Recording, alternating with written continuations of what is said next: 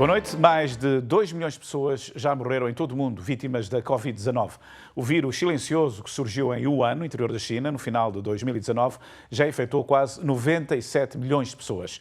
É considerada a mais grave pandemia do século e Macau não está imune. O primeiro caso foi diagnosticado há precisamente um ano. O território é hoje considerado seguro e um caso de sucesso. A pandemia não causou vítimas em Macau, mas transformou a sociedade de forma profunda. Covid-19, Vírus Social, um trabalho de Sérgio Furtado com imagens de Rodrigo Guimarães e Fernando Poon. Boa noite. Está confirmado o primeiro caso do novo coronavírus em Macau. É um caso importado, é uma visitante de Wuhan. Proibida a entrada de todas as pessoas que não são residentes de Macau. Tem que ficar em casa, não pode sair, não pode ir trabalhar. Temos de suspender o serviço a todos os Tem-se confirmado a infecção pelo Covid-19. Passou a ser o 46º caso de Macau. Não excluímos a possibilidade de haver mais pessoas, mas por enquanto a situação agora está melhor do que prevíamos.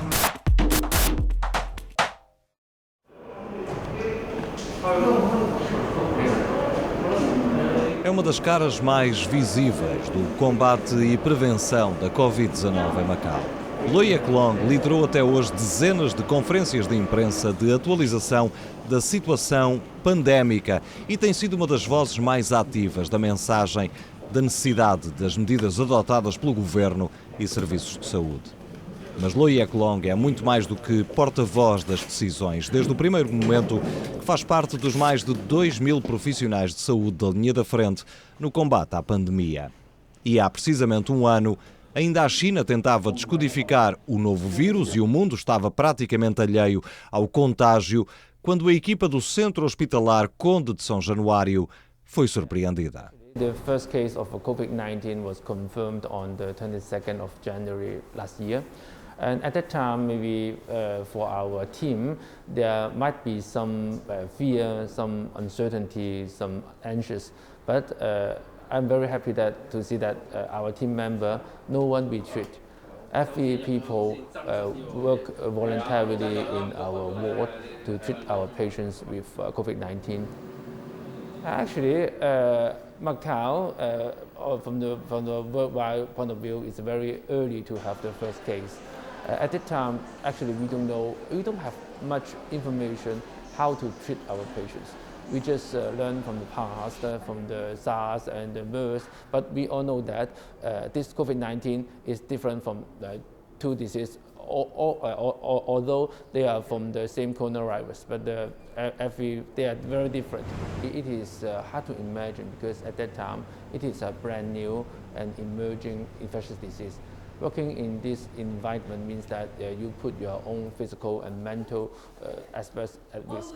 We noticed that there are 8 versions of the national guidelines from our country, and then we follow them together with some latest information from the internet because the science is changing ever, and then we consider the local medication supply in Macau. It is also very important. We have some treatment, but it doesn't available in Macau. It's useless. So we follow the national guidelines. We also find some data from the internet and also to overview to review our medication supply in Macau. E este foi um risco para os mais de 2.000 profissionais que estiveram desde o primeiro momento envolvidos na assistência aos primeiros casos. E com a doença desconhecida que já tinha feito centenas de mortes na China, a forma de tratamento eficaz era ainda também uma incógnita. At that time, we are very confused about whether we should use steroid on our patient.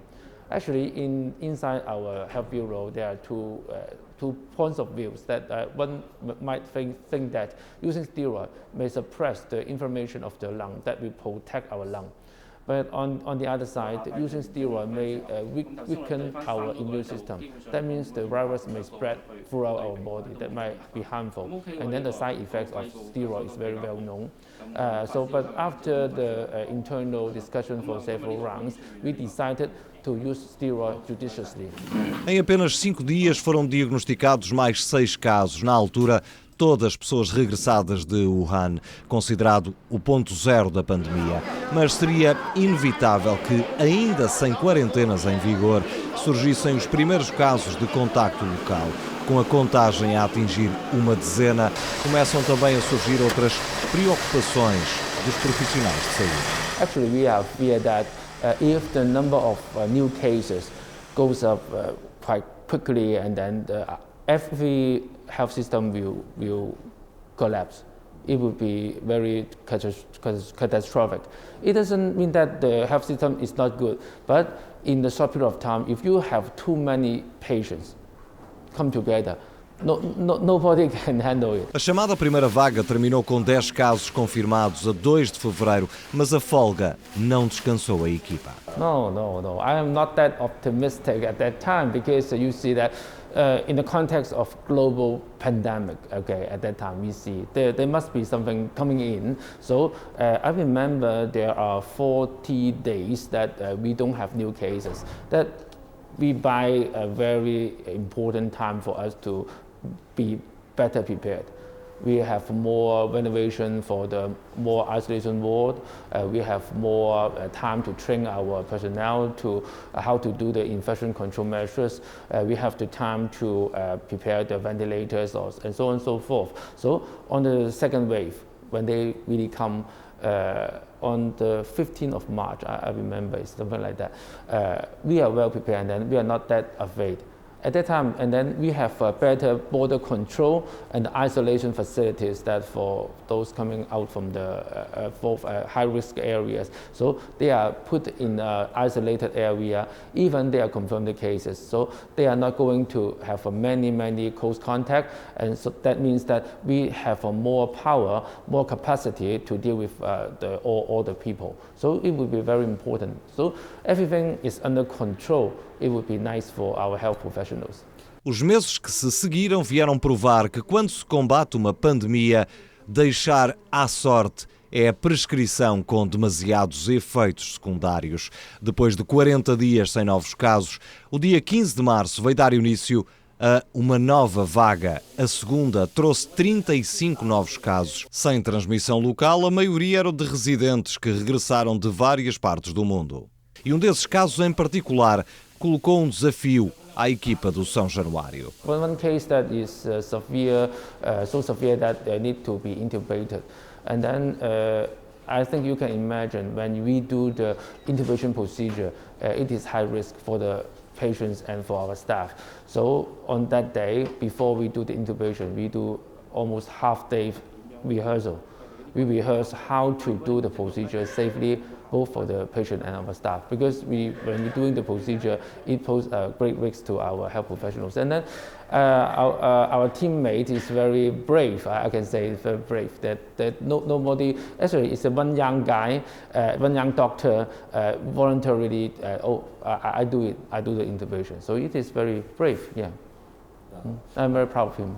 E o esforço acabou por compensar. A mulher de 50 anos, residente de Macau, superou o vírus e acabou por ter alta. Durante os mais de 6 meses, a equipa dos serviços de saúde foi caso a caso, conseguindo lutar contra a Covid-19. 5 dos casos foram de pacientes que tinham menos de 18 anos. O mais novo, uma criança de apenas 9. Mas a batalha contra a Covid-19 não se trava apenas nos corredores dos hospitais. O isolamento estendeu-se muito para além das enfermarias, e o turismo foi um dos setores que mais sofreu com a pandemia em todo o mundo, e Macau não foi exceção, ou não fosse uma cidade que depende praticamente dessa fonte de receita. Bem, 2020 eu acho que foi um ano excepcional, mas excepcional no sentido muito difícil para muita gente. Eu posso dizer que Macau foi com grande sorte. Claro que este foi também um desafio muito grande para toda a gente em Macau, mas pelo menos tivemos mais sorte do que muitos países e regiões. Bem, naquela altura toda a gente estava realmente em situação de emergência. É um grande choque para muita gente que o primeiro caso veio tão cedo. Bem, também tivemos muita sorte em que nós tivemos já um centro contra a pandemia estabelecido já antes do primeiro caso, e por causa disso já tivemos uma estrutura para funcionar mesmo antes da primeira situação. E por causa disso não foi fácil. Eu acho que porque eu julgo que naquela altura ninguém sabia o que é que estamos a enfrentar. Uma surpresa que logo nos primeiros dias obrigou ao cancelamento de várias iniciativas ou não estivesse a cidade a preparar-se para dar as boas-vindas ao Ano Novo Chinês. E rapidamente cancelamos as atividades do Ano Novo Chinês. Eu lembro naquela altura, tive em telefone com a secretária, mesmo naquele dia da benção, e decidimos logo para que aquele tem que ser cancelado. Como é que se viveram esses primeiros dias? É uma situação completamente diferente. Durante o SARS nunca tivemos que parar os serviços públicos, nunca tivemos que parar muitas atividades ou muitas ações, quer dizer, não houve turistas, quer dizer, houve poucos turistas naquela altura, mas nunca chegamos a uma situação em que quer dizer, foi ordenado que toda a gente fique em casa. São situações novas, mesmo em termos da função pública, porque de repente estamos a enfrentar uma situação em que temos que trabalhar em casa, temos que manter, mas ao mesmo tempo temos que manter o nosso serviço, sobretudo na área de gabinete de crises. Uma das decisões, talvez das mais complicadas de tomar, foi o encerramento das salas de jogo. Decisão tomada a 4 de fevereiro pelo chefe do Executivo e que viria a ter consequências muito mais profundas do que apenas não ir a jogo. Sobretudo complementada pela ordem de fecho de fronteiras a não residentes. São muito, muito difíceis, mas eu acho que foram decisões que ele teve que tomar naquela altura. Fechar os casinos, este quase é impensável antigamente, não é? Claro que se os casinos podem ser fechados durante 2 semanas, eu acho que há muitas coisas que já não é assim tão fora do normal, não é? Decisões que, depois de dadas as cartas, provocaram uma crise profunda. Sem turismo, a economia de Macau fica sem oxigênio e, privados do suporte básico de vida, as operadoras começam a libertar funcionários. Milhares de trabalhadores não residentes acabaram com os salários reduzidos ou no desemprego. E essa crise atingiu também os negócios mais modestos, mas que se apoiam no pilar turístico. Nós temos aqui um verdadeiro negócio familiar, além de eu ter cá os meus pais envolvidos, mesmo o nosso staff, eles são família uns com os outros e, portanto, é muita responsabilidade e claro que estas coisas se sentem, embora nós mantivemos sempre os salários, não conseguimos fazer os aumentos, mas conseguimos manter as despesas e conseguimos que as pessoas sentissem uma certa tranquilidade.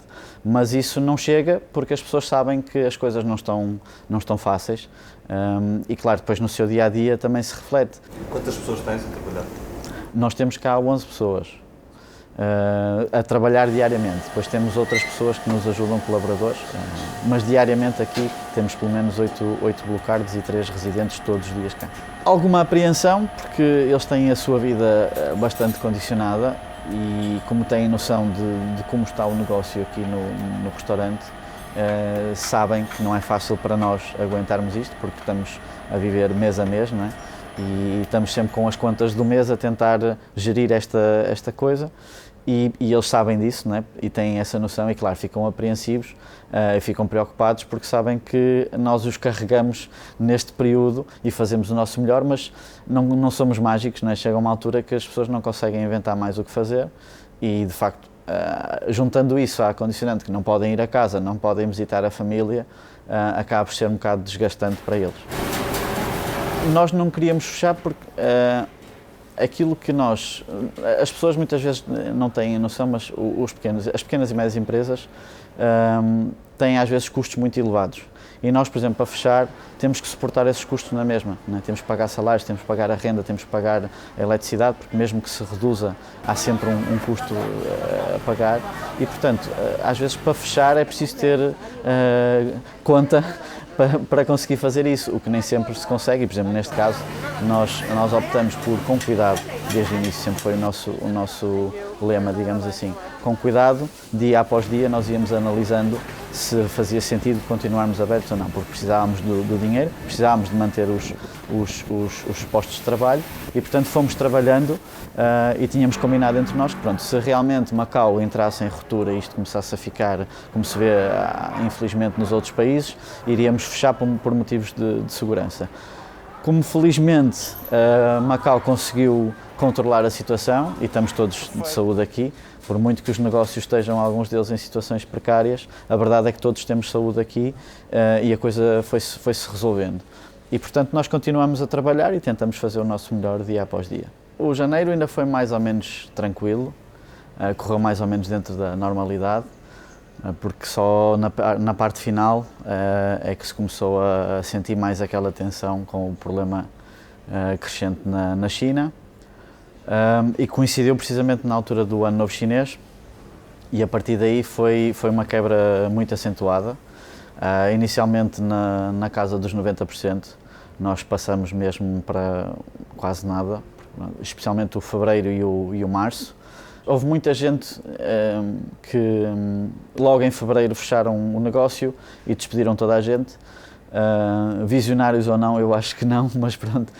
Mas de facto há empresas que nós não podemos julgar, são pessoas com rendas absurdas e, portanto, para eles, que são empresas que dependem exclusivamente do turismo, não fazia sentido continuarem abertos. Eu e mais alguns amigos também ligados à restauração, que sempre trabalharam com clientela local, decidimos continuar, fazer alguns ajustes com o horário, com o staff, tentar coordenar as coisas e tentar levar isto para a frente. E o sentimento que eu tenho dessas pessoas em conversa é exatamente o mesmo, é tentar manter os postos de trabalho e tentar manter o staff, porque nós temos essa responsabilidade, não é? Quem tem um negócio, e especialmente nós que é uma pequena família, temos que fazer tudo o que pudermos, tudo o que tiver ao nosso alcance para manter essas pessoas de saúde e com o seu trabalho. Milhares de pessoas que trabalhavam no setor do turismo e do jogo que já não podem estar em Macau, que foram obrigadas a sair de Macau. Como é que olha para essa perda de mão de obra estrangeira, de mão de obra não residente? Já sabe que o turismo, o setor turístico é um setor em que temos que ter um touch pessoal, não é?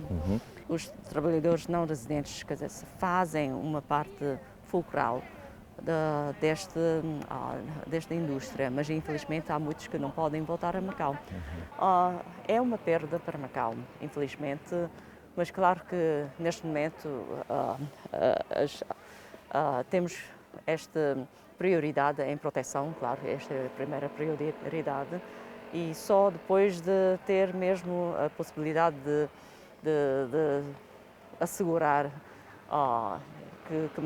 que Macau continua a ser uma cidade segura é que a gente pode continuar a fazer outras coisas. E as pessoas que não estão residentes de Macau são pessoas que contribuíram durante muito tempo para Macau.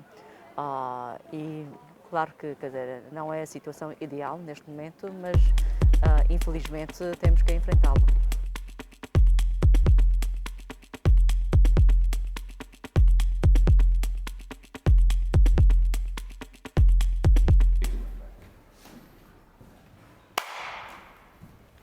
I ever seen the first case discovered in Macau. We see Caritas having a new role to play.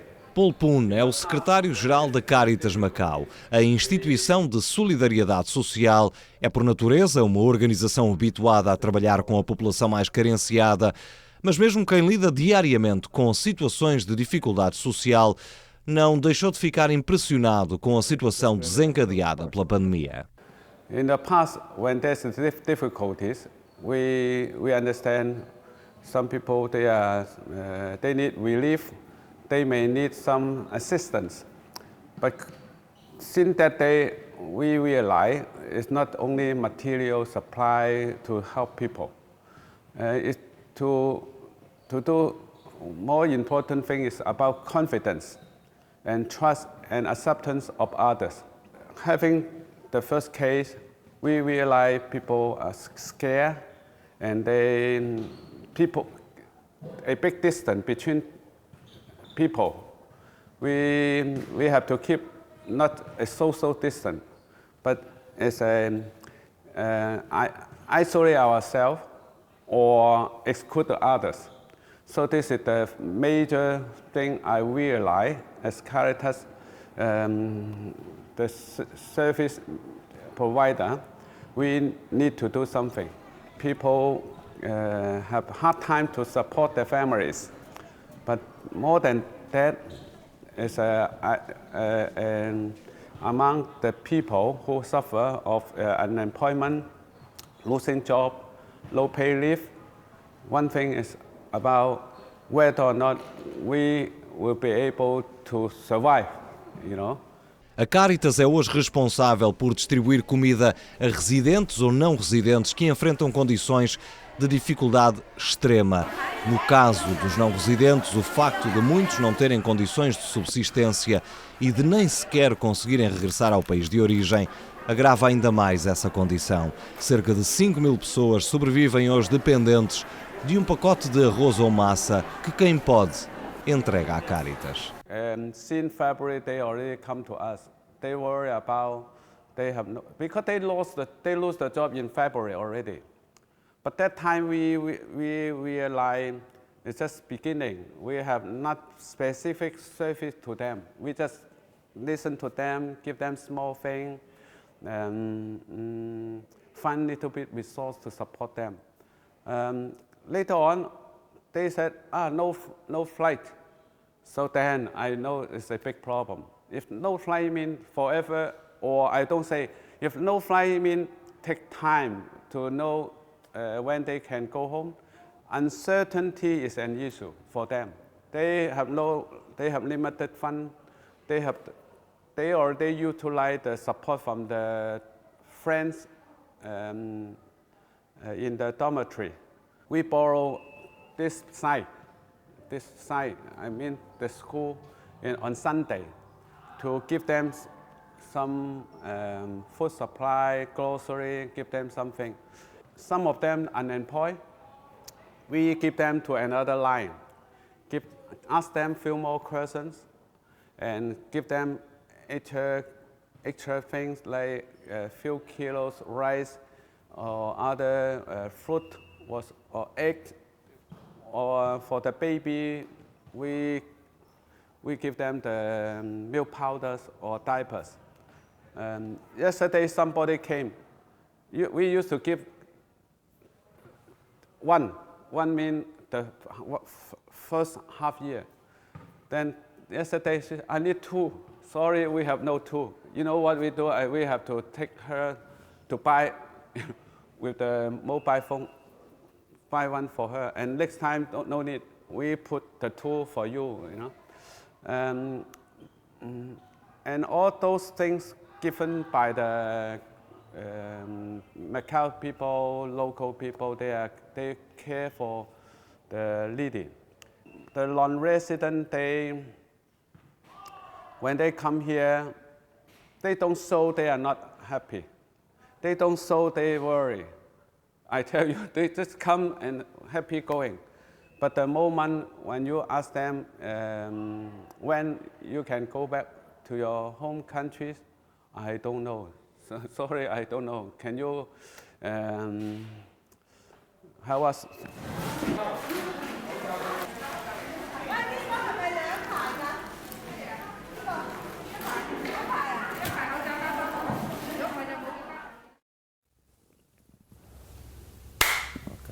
Bem, nós, no dia 24 de janeiro, fomos logo informados de que, no período que se seguia à interrupção das férias do Ano Novo Lunar, as aulas se reiniciariam mais tarde.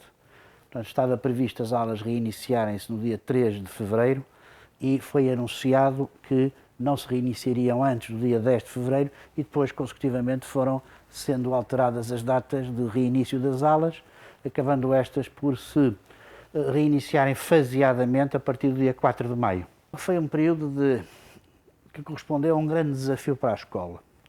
A Escola Portuguesa de Macau foi a primeira escola portuguesa no estrangeiro que teve que interromper as aulas por força da pandemia Covid-19. Portanto, nós não tínhamos por parte do Ministério, não tivemos a possibilidade de ter quaisquer feedbacks por parte do Ministério da Educação. Interrompemos aqui, juntamente com todas as outras escolas da região administrativa especial de Macau, interrompemos as aulas. E tivemos, obviamente, que delinear imediatamente as estratégias que nos permitissem continuar a fazer o acompanhamento dos alunos. A opção não poderia ser outra, senão o ensino à distância. O recurso a plataformas online que até aqui não tinham sido testadas em Macau. Uma nova circunstância que a escola portuguesa reconhece não ter estado preparada, muito menos para garantir, por este meio, a continuação da educação a mais de 600 alunos. Obviamente que a atividade escolar não estava preparada, porquanto a atividade escolar desde sempre tem sido presencial, não é? E, portanto, de um momento para o outro, isto foi tudo muito rapidamente, de um momento para o outro, deparámos com essa alteração dos hábitos. Foi um grande desafio para todos, não é? E foi um período de grande ansiedade natural por parte dos encarregados de educação que tinham os filhos em casa e o ano estava a passar, e o ano letivo estava a correr, e não queriam, obviamente, e legitimamente, que houvesse perda de ano por parte dos seus filhos, dos seus educandos, nem que houvesse atrasos significativos nas matérias. Portanto, havia uma grande ansiedade natural por parte dos pais, havia uma grande ansiedade por parte da escola, por parte dos professores, por parte dos alunos também, porque estavam em casa muitas horas a trabalhar também em frente a computadores, não é?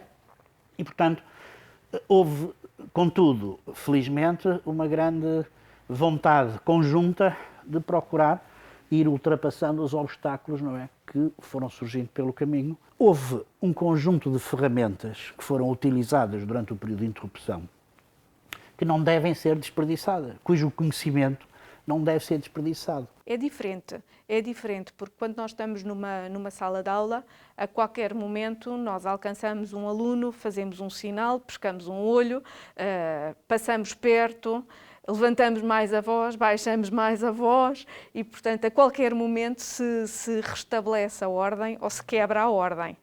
À distância, nós não temos essa ferramenta.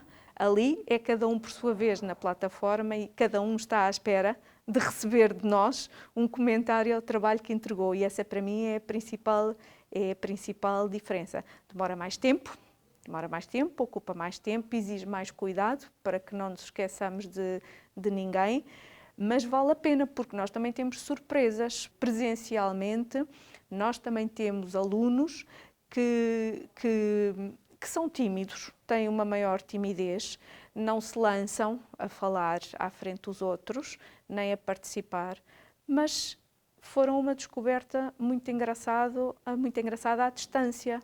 Alunos que estão confortáveis com as ferramentas eletrónicas e que para eles foi um passo bom e que estiveram e mostraram à distância valências que outros conhecia presencialmente. Foi também uma boa surpresa nesse aspecto. Penso que exigia de mim, à partida, uma perspicácia maior para não se perder nem o fio à matéria, nem o interesse dos alunos que fisicamente estavam distantes de mim. Mas não, nunca me vi como um professor sozinho atrás de um ecrã. Contacto direto, muita falta.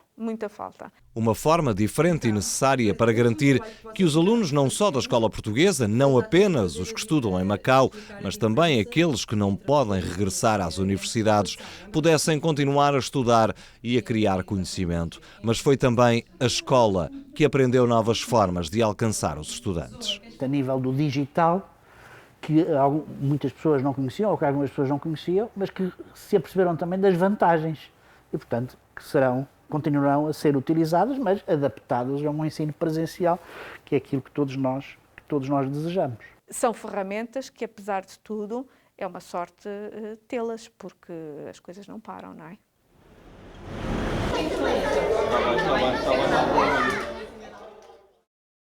Going forward, I think we look at things from a different perspective. For a lot of people, we have this tendency to stay status quo, to take things as they are, right? Take it for granted. So this pandemic have make a lot of people to really reflect, what I've taken for granted may not be here tomorrow, so I need to be better prepared. É psicoterapeuta e lidera o Departamento de Aconselhamento Psicológico aos Estudantes da Universidade de Macau. Ele avançou, desde a primeira hora, que trabalha também com a equipa de resposta ao novo tipo de coronavírus. Considera que uma das grandes vantagens de Macau no combate à Covid-19 se deve à forma de estar da população, mas há vários fatores de risco quando se fala de consequências psicológicas. Macau government, if I remember correctly, actually did not make any order that you have to wear a mask, otherwise you will be penalized. You have to stay home, otherwise you will be penalized. Actually, it was not put out that way. It was just basically an urge from the government. And then basically everybody cooperated very well for quite a period of time. And I think that shows the solidarity of the Macau citizens and then also the cohesiveness, of our society. Anxiety was a major reaction, and of course there was a normal reaction under the circumstances, right? Because we did not know what to expect, and then all of a sudden we had to be extremely vigilant about our hygiene because we cannot see the virus, right? So we would assume that, well, is there the virus? Is there with the virus? Everybody's washing hands, and to the most part, that actually helped us, to cope with it, because certain actions or rituals that we can do actually that gives us a better sense of control over things that we feel that we cannot control, right? So that is helpful and also keep us safe. But for some people, if they have some pre-existing conditions, like mental health conditions, those would also be the triggers to exacerbate their problems. And those were the groups of people that we need to pay more attention to and be more concerned about. There's a condition called obsessive compulsive behavior. And some people, they are very obsessed about hygiene, about cleanliness, about germs. And then they have these compulsions of always washing their hands, making sure that everything is perfectly clean. In a situation like COVID, certainly we expect and we have observed that people with similar pre-existing conditions, their situation got worse. We experience this sometimes physical symptoms like unable to sleep, getting very edgy, restlessness, and then pain here and there without explainable reasons. So those were some of the physical symptoms. And of course, this all constant worry that, can I survive? Would I get infected? Am I going to infect other people? These ruminations also affect quite a portion of people as well. So it's this generalized anxiety that really permeates the society for quite a period of time. Those were the issues. But of course, for some people who have pre-existing conditions like depression, anxieties, or other kind of mental health issues, because of the extra stress that we are feeling and dealing with every day, those conditions also worsen. Yeah, exercise, good health, stay good health. Yeah, because the stress, it might be some stressful moments, but I keep actually almost a daily physical exercise. It's very important to keep the energetic and then handle all the workload here. Our university, our counseling center, and also our team actually provides support to people in the quarantine hotels. From our observations of what we have been dealing with, of course, some people, they would just find it very frustrating, not sure what to do, but it's not really to a degree where they cannot cope with it. We talk to them, we advise them with some coping skill, relaxation skills, and then how to make better use of those time, somebody that they can talk to, connected with. So for most people, they actually do fine. But going back to what we have observed, though, it is those who have pre-existing conditions that actually find the experience much more intolerable. I remember one case that actually had a panic attack, right? So you could imagine somebody actually have a history of panic attack, being confined in a hotel, that actually gets much more worse. We coordinated with the Social Welfare Bureau and also the Health Bureau to provide psychiatric service, okay, to the person, all right? Prescribing medication to the person within the limits that we are facing. So the medication kicks in, and at the same time, we provide support, more intensive support to the person, helping him to calm down as much as possible. In this year, there's another batch of high school graduates who has to consider their further studies. And all of a sudden, studying overseas, for many of them, became not an option because it's simply unsafe. So what they have been preparing for did not work out. So they chose to stay in Macau, but sometimes their career plan, what they wanted to study, we do not have it in Macau, right? So everybody was trying to make adjustment. The family is making adjustment, the children are also making adjustments. So I think everybody is trying to find the best possible options within these limits. And I think that is a lesson that everybody has learned throughout this pandemic. 可能對我自己嘅影響呢，就係嘅心境上面嘅影響係更加大嘅，就係好似邊一啲呢？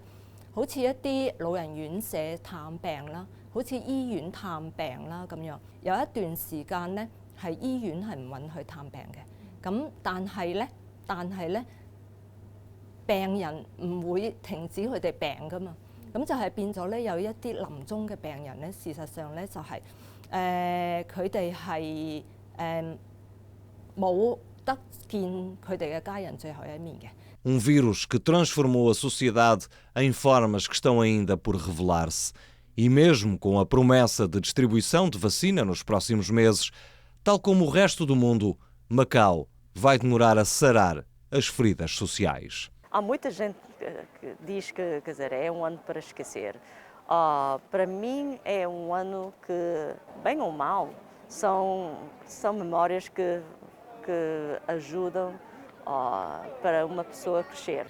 但係咧，我就覺得係越嚟越近咯，離終點會越嚟越近。A corda está no pescoço e está cada vez mais difícil aguentar o equilíbrio e assim não será por muito tempo, sem dúvida, infelizmente. I think this pandemic shows us that everything is possible. One of the new normal is that to expect the unexpected. Quando houver outra situação difícil, nós já olhamos para as coisas de outra maneira, já ganhamos. Infectious disease is evolving, and there are many emerging infectious diseases coming. As Caritas, we have no chance to stop. When we learn how to live in turbulence, we can find peace.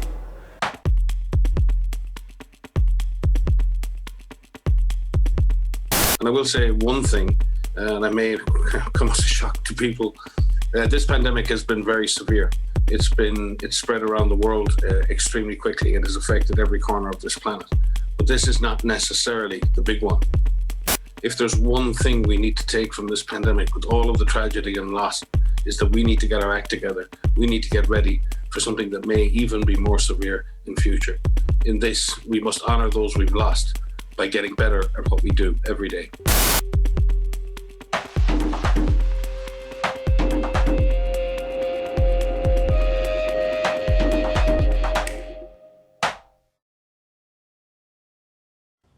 Voltaremos na próxima semana com mais uma TDM reportagem. Até lá, muito boa noite.